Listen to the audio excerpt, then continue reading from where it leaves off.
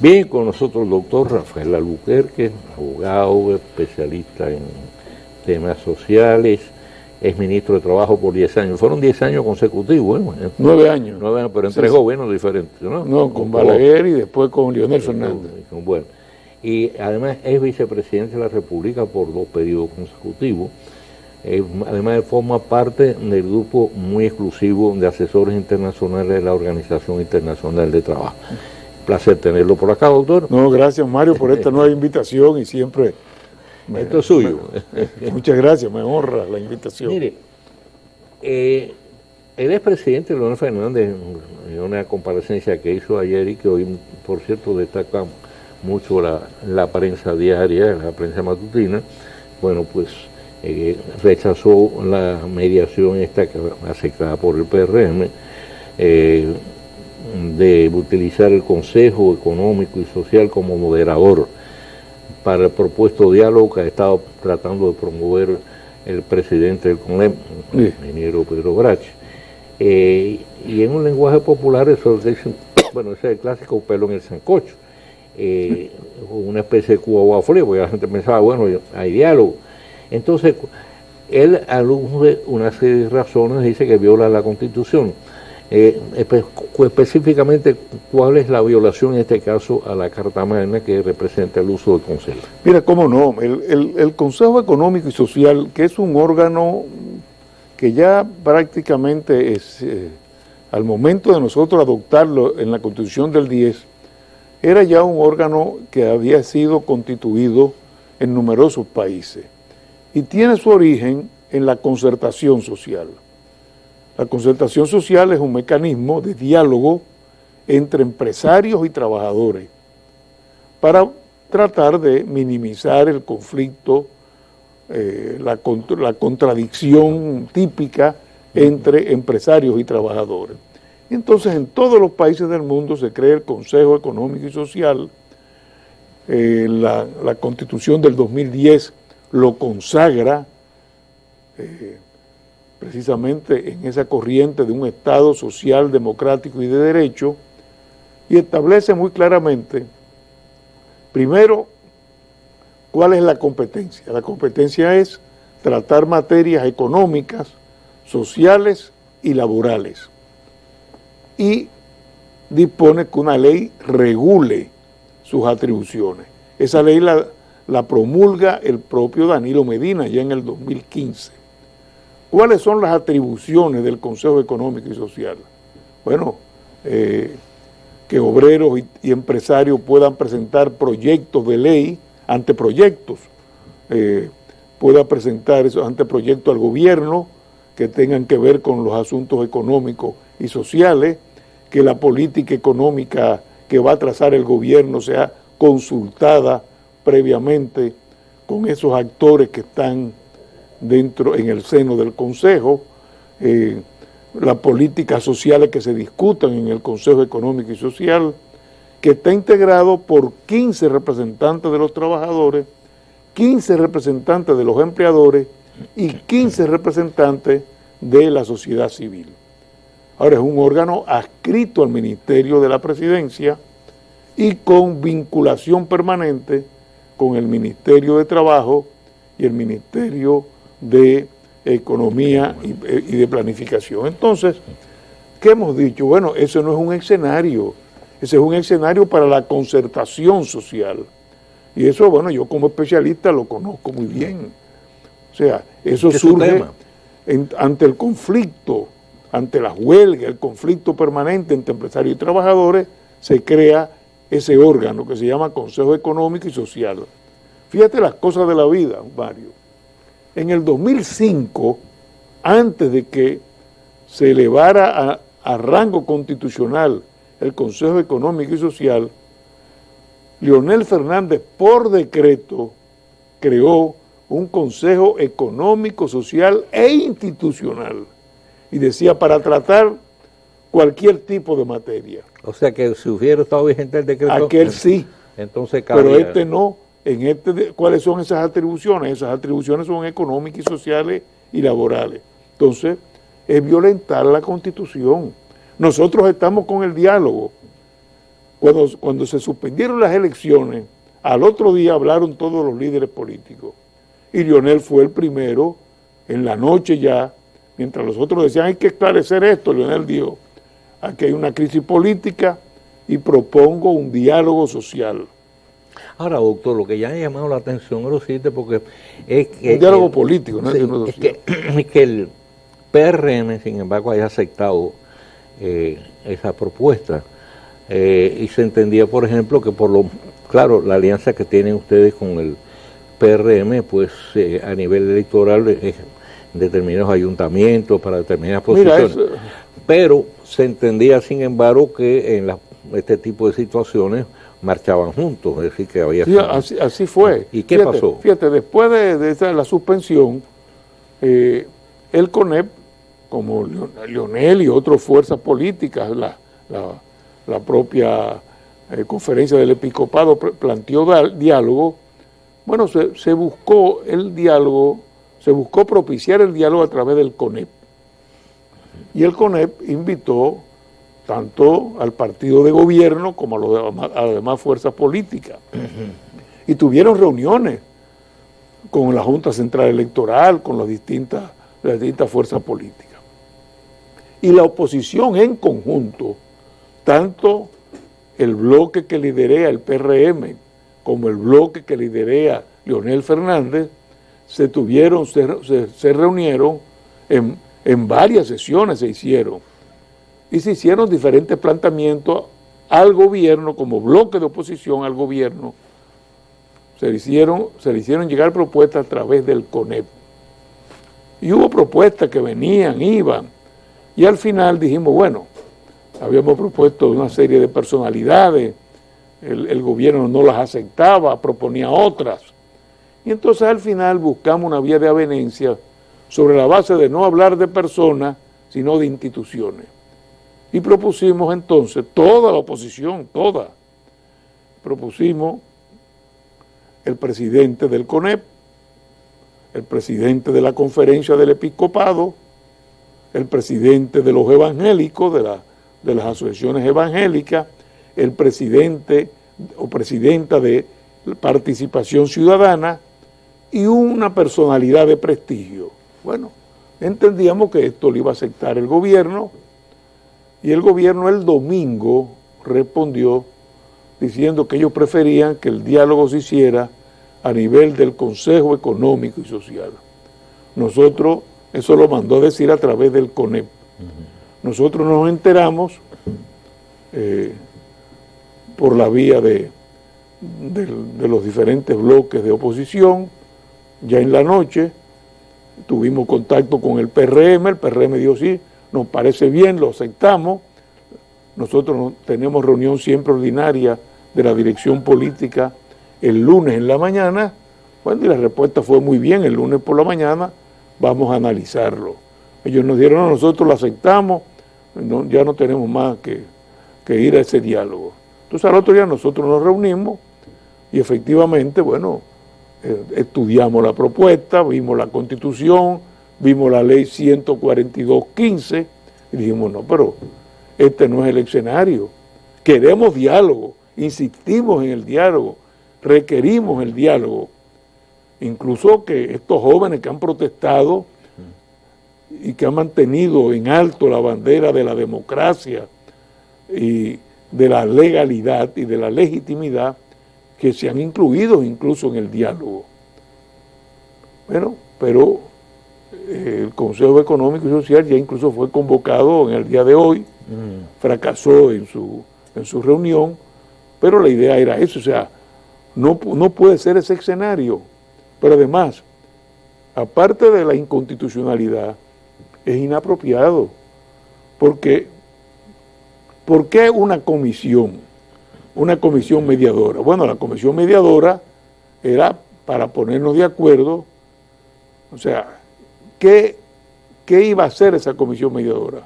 Bueno, nosotros íbamos a proponer 3 puntos fundamentales. Uno, que hubiera una comisión de acompañamiento a la Junta Central Electoral. Una comisión de notables. Una comisión de notables porque ha perdido credibilidad. se ha perdido la confianza en esa Junta. Entonces, que hubiera una comisión de notables, que ha habido precedentes en el país. Segundo, que se establecieran por parte de la Junta verdaderas garantías electorales.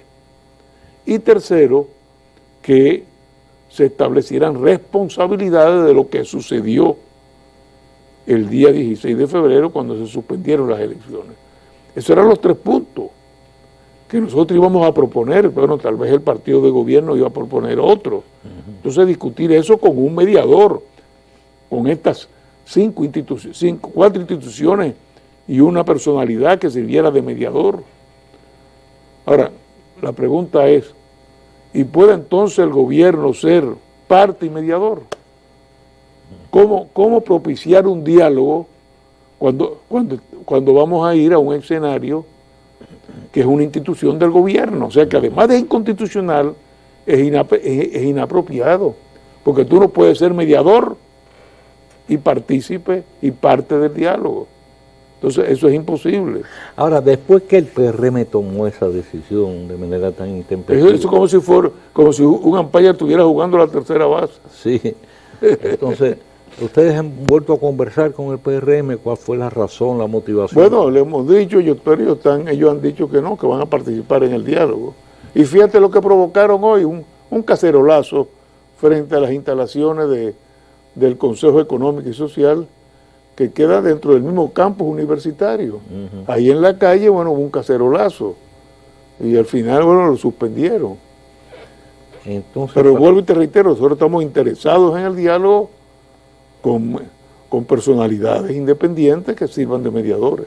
Bueno, frente a esa situación, pero han vuelto, digo, a conversar con el PRM para saber si en este caso, pues, frente a esa situación que se ha creado de este mismo rechazo, por así decirlo. De todas maneras, Mario, nosotros sí seguimos coordinando todas las acciones con ellos dentro de la Junta Central Electoral, las reclamaciones que estamos haciendo dentro de la Junta, buscando que las elecciones ahora de la semana que viene se den y que haya las garantías electorales suficientes. Se han logrado acuerdos, se ha avanzado en algunos aspectos, en otros la Junta los ha rechazado, pero dentro de la Junta Central Electoral seguimos unidos todos los partidos de oposición. Bien, ustedes plantearon en varias ocasiones, en este caso reclamaron, por así decirlo, la presencia de la OEA en el proceso, como observador y garante, por así decirlo, de que las urnas pues iban a reflejar con total exactitud pues la voluntad mayoritaria de los votantes. ¿Siguen manteniendo ese mismo nivel de confianza en la OEA? Mira, sobre todo más que en la OEA, en el IFES.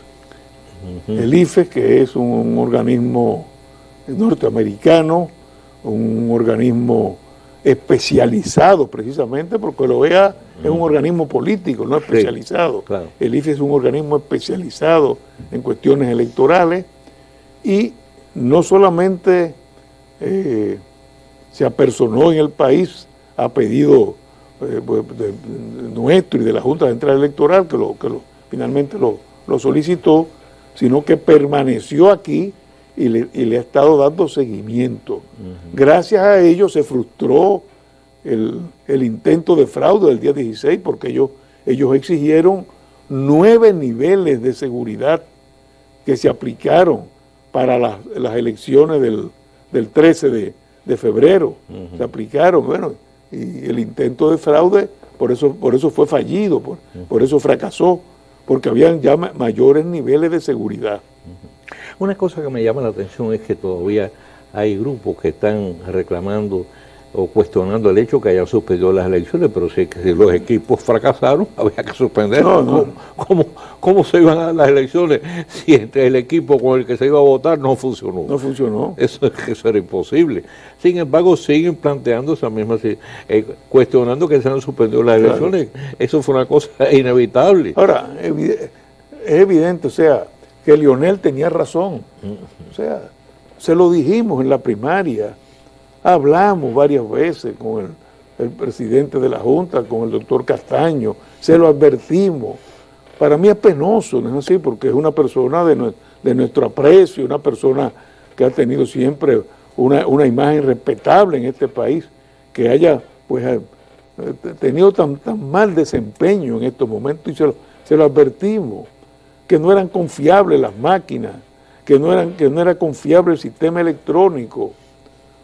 Pero todavía para las elecciones ahora de febrero, dijo, no es vulnerable, absolutamente confiable. Bueno, y tuvo a las 11:11 de la mañana, como él dijo, tuvo que suspenderla, porque todo lo que, la configuración de la boleta estaba malo. Y hoy he visto, todavía no he podido leer el informe, pero unas declaraciones de la OEA diciendo que no fue un error, que fueron varios, múltiples fueron los errores que tuvieron que provocar la suspensión. Entonces, repito, Leonel tenía razón, o sea, no podíamos jugar con este país diciendo vamos a unas elecciones electrónicas. Pero en Estados Unidos las primeras elecciones internas del Partido Demócrata en Iowa, al final de la noche no se pudo dar quién fue el ganador, porque el sistema falló, el sistema electrónico falló en los Estados Unidos. Imagínate aquí un sistema criollo que no fue probado, que no fue certificado por ningún organismo internacional, y Castaño tiene una fe absoluta. Usted habló hace un rato que están planteándose, el Fuerza del Pueblo, Leonel Fernández está planteando, en este caso, que los jóvenes que despertaron, por así decirlo, a la inquietud política de manera inesperada, pero demostrando una gran fortaleza en todos estos días que sucesivamente se estuvieron manifestando en la Plaza de la Bandera, claro, de manera cada vez más creciente, que estén presentes, pero hay una realidad.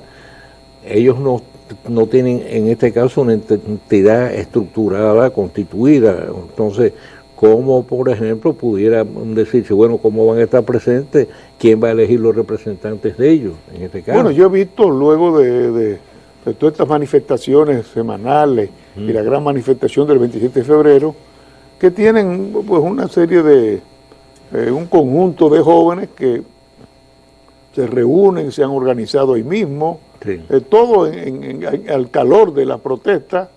Entonces ellos mismos podrían, así como dispusieron limpiar la Plaza de la Bandera cuando terminaba la manifestación, organizar el acto del 26 de febrero, bueno, pues ellos mismos, al tratar de hacer oír su voz y que los partidos políticos oigan sus reclamos. Oigan sus reclamos. Usted habló de confianza en el IFE, pero está la UNIORE también. Está la UNIORE, que son... ¿Qué tipo? La UNIORE es simplemente una organización que reúne juntas electorales. Ahí no hay el experticio de que han sido veedores en elecciones en todas partes del mundo, pero no es un organismo ya realmente especializado. O sea, la labor debe ser de observadores, básicamente. Son más bien observadores. Y yo creo que estas elecciones van a ser interesantes porque además de las medidas que se han ido tomando, he visto a los propios jóvenes, he visto que se están llamando por un spot televisivo a incorporarse ellos mismos no solamente como observadores, sino como miembros de las mesas electorales, lo cual sería interesantísimo, que estos jóvenes sean verdaderamente veedores, observadores, claro, pero también participantes en cada mesa electoral, porque ahí sí hay una garantía mucho mayor que simplemente un observador internacional, porque conocen la idiosincrasia, conocen la realidad de nuestro pueblo. Le duele, es un tema que le duele. Sí, y lo han que le duele realmente. Bueno, otra cosa, doctor, en este caso hay una realidad, está en las horas, estamos a 2 días prácticamente del viernes. El viernes es la fecha ya en que la propia Junta Central recordó y advirtió que ya no se puede publicar más encuestas. Entonces han publicado ayer y antier han estado saliendo, y hoy salieron dos encuestas, una es la Greenberg y la otra es la Marpen, ¿no? Marpen, sí. Entonces, ¿qué lectura ven ustedes de su resultado? Mira, hay algo que es muy interesante en la Greenberg. En la Greenberg, fíjate qué interesante. Cuando preguntan si las primarias del 6 de octubre del año pasado fueron limpias y justas, el 69% de la población dice que no fueron limpias ni que fueron justas. O sea, 7 de cada 10. Está la participación muy clara, la percepción muy clara de que fue una elección trucada, tramposa y que hubo fraude. Segundo elemento que me parece también impresionante, cuando se habla de la preferencia o favorabilidad del PLD y la parte contraria, desfavorabilidad del PLD, pasa de un 53% del año pasado a un 23% ahora. O sea, que de un partido mayoritario se desploma totalmente y llega apenas a un 23% en estos momentos. De manera que eso significa que el PLD tiene prácticamente cerradas sus puertas. Y cuando tú vas, por ejemplo, a la encuesta ya no de Greenberg, sino de Marpen, que es a nivel municipal, tú lo ves muy claramente. Una Cristina Lizardo que ha tenido en la época que estuve yo en el PLD, y lo puedo decir desde ahora, fue una compañera y sigue siendo mi amiga, respetable, que ha hecho una labor extraordinaria en el Senado de la República, fue presidenta del Senado, Cristina, incluso. claro. Bueno, y se supone que tiene toda la de ganar en la provincia, y aparece 33-30 con un candidato del PRM. O sea, tú ves las encuestas a nivel municipal y ves a un PLD muy alicaído, a un PLD muy deteriorado, a un PLD que posiblemente pues va a disminuir sensiblemente en el número de alcaldías. Y en cuanto a la fuerza del pueblo. En cuanto a la fuerza del pueblo, mira, nosotros apenas tenemos 4 meses ahora de haber constituido el partido, pero nosotros estamos muy bien situados. Tú me vas a decir, bueno, en las encuestas Leonel aparece en tercer lugar, nosotros tenemos encuestas propias en que figuramos en un segundo lugar, en este caso de la Greenberg muy cerca de Gonzalo Castillo, y con la firma encuestadora, cuando te hace el análisis de la encuesta, te dice primero que Leonel, a nivel de los jóvenes por debajo de 30 años, tiene un apoyo mucho mayor, pero mucho mayor que el que tiene el candidato oficialista, el que tiene Gonzalo Castillo, y que tiene un gran nicho para crecer. Leonel no había comenzado la campaña, la comenzábamos el 1 de marzo, y hemos visto, y ahí tú ves la desfachatez de la Junta Central Electoral, que a las pocas horas de Leonel colocar las primeras vallas como candidato presidencial y de dar a conocer su eslogan de campaña, el camino seguro, la Junta hace un comunicado diciendo que le recuerda a los partidos que están prohibida la publicidad a nivel de la candidatura presidencial. Pero no tiene un año de publicidad Gonzalo Castillo, no tiene un año de publicidad Abinader. Bueno, yo que viajo al interior he visto vallas de Gonzalo y de Abinader por todas partes. De Leonel no, porque queríamos respetar. Bueno, nosotros no tenemos la culpa de que se hayan suspendido las elecciones en febrero. Por eso tenemos que comenzar en marzo. Ah, no, ahora la Junta la prohíbe. Doctor, eso es realmente un descaro. Ya para finalizar, ¿tiene confianza en que de todas maneras de aquí, yo no digo ya las municipales porque están prácticamente a la puerta, pero que de aquí a las elecciones congresuales y presidenciales se pueda realmente montar un diálogo que les brinde a ustedes un nivel de confianza? Bueno, es difícil responderte, pero sí yo espero que el gobierno no sea tanto sudo y se dé cuenta de que hay una crisis política, una crisis institucional, y que el gobierno entienda que cuando hay crisis política e institucional en un país, a quien no le conviene la crisis es al gobierno. Claro. Entonces, que sean lo suficientemente prudentes para saber que en estos momentos ellos mismos debían participar en ese diálogo, propiciándolo a través de mediadores independientes. Ustedes van a seguir en este caso insistiendo en ese punto. Claro que sí, y no dudamos de la honorabilidad de las personas que integran el Consejo Económico y Social. Lo que decimos es que esa no es su competencia. Que no es el organismo apropiado. No es el organismo apropiado. Muchísimas gracias, doctor. Siempre es un honor tenerlo por acá. Gracias. Yo te iba a dar la mano, pero ahora con el COVID dice que no se puede dar la mano. Bueno, tengo un amigo. Hay que hacer ahora con... No, ni siquiera así. Lo que hace con el zapato.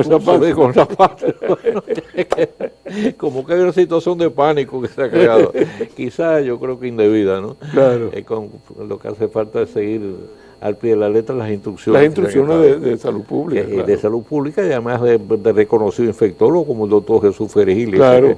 Dijo que no había necesidad de caer en pánico, sencillamente lo que hace falta es seguir las instrucciones que sean además medidas simplemente higiénicas, que ni siquiera por el hecho de que esté el coronavirus, sino que medidas higiénicas de todos los días, que de todos los días, claro. La mano, claro. Es un problema de higiene. Eso es todo. Bien, hacemos la pausa y regresamos. Bueno.